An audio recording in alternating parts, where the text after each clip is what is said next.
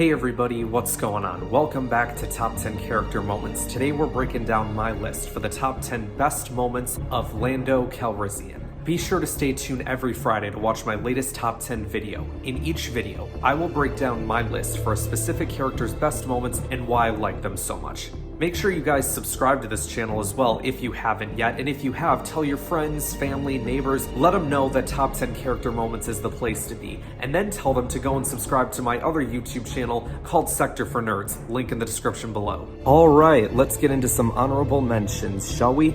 We've got two for our pal Lando, and the first is helping recruit Inferno Squad to the rebellion. After Iden Versio and Del Meeko learn more about Operation Cinder and see what it's doing to innocent people, they defect from the Empire and get captured by the rebellion to warn them. When they learn that Operation Cinder is making its way to Naboo, Lando offers them a chance to help, and they do, helping the rebellion defeat the Empire at the Battle of Naboo.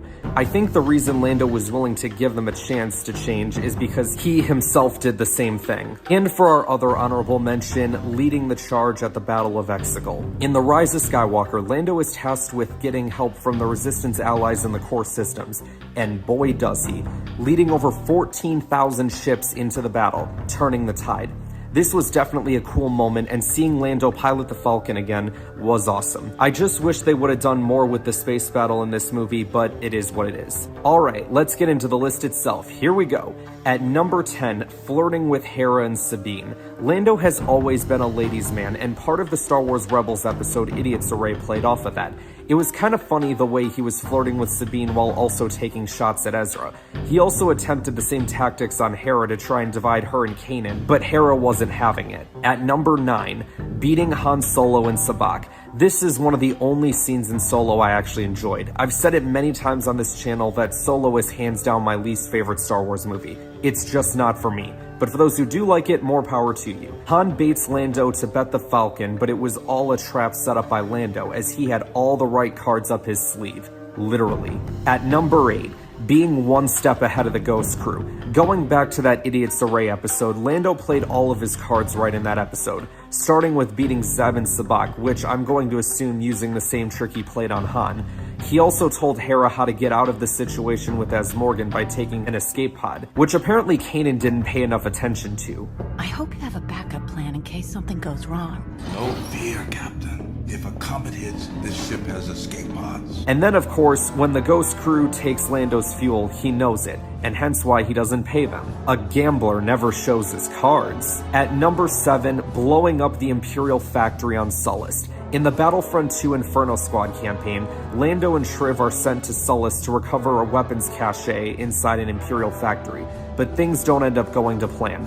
Lando ends up destroying the factory, which prevents them from getting the weapons, but at least the Empire didn't get them either. When you're playing through this mission, it's kind of funny when you just start pressing buttons, and then eventually you just shoot the panel because Lando loses patience. At number 6, standing up to Darth Vader, and he didn't die or get choked. Not many people can say that. I don't know, kinda seems like a big deal to me. Vader talks about giving Han to Boba Fett and that Leia and Chewie must never leave Cloud City. And Lando basically says, hey, that's not what we agreed on. Yes, I know it only lasted a moment because Vader comes back with, so you think you're being treated unfairly? And that's when Lando kind of steps down and Vader threatens to leave a garrison of troops in the city. But again, not many people can stand up to Vader like that and walk out in one piece. At number 5, helping Leia and Chewie escape. After Vader alters their deal again, Lando in his mind basically says, alright, I've had enough of this. So he helps Leia and Chewie escape Cloud City while Vader is distracted with Luke.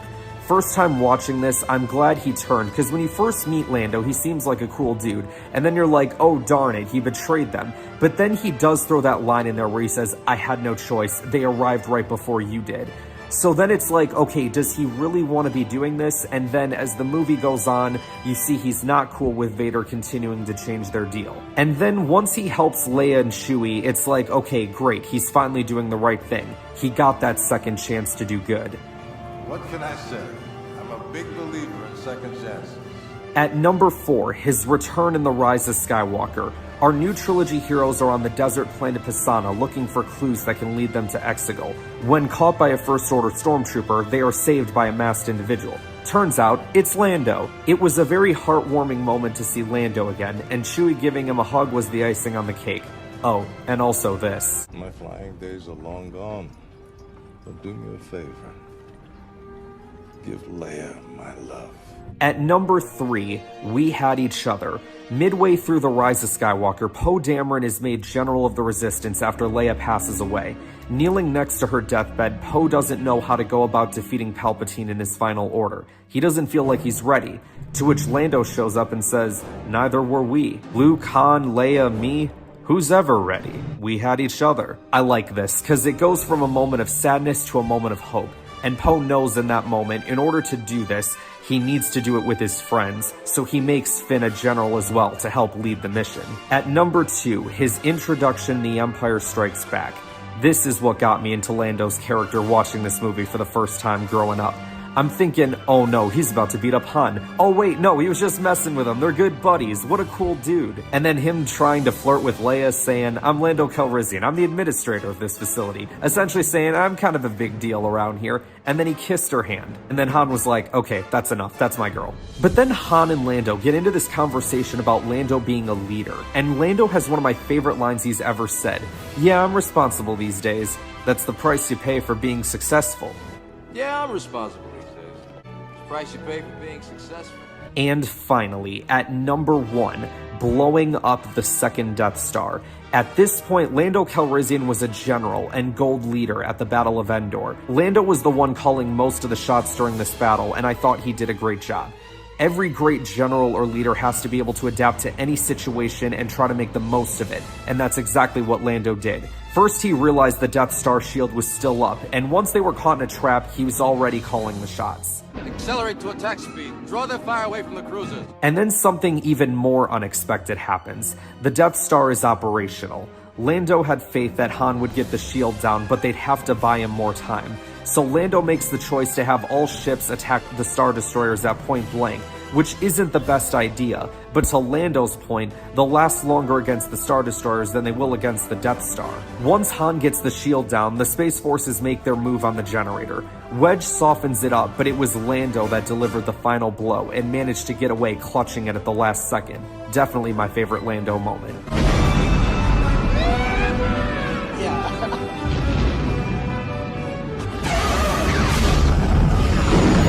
So there you have it, guys. That's my list for the top 10 Lando Calrissian moments. Let me know in the comments below what your favorite Lando moments are and why. Also, make sure you guys like this video, subscribe to the channel, share this video with others to help support the channel, and I will see you guys next time.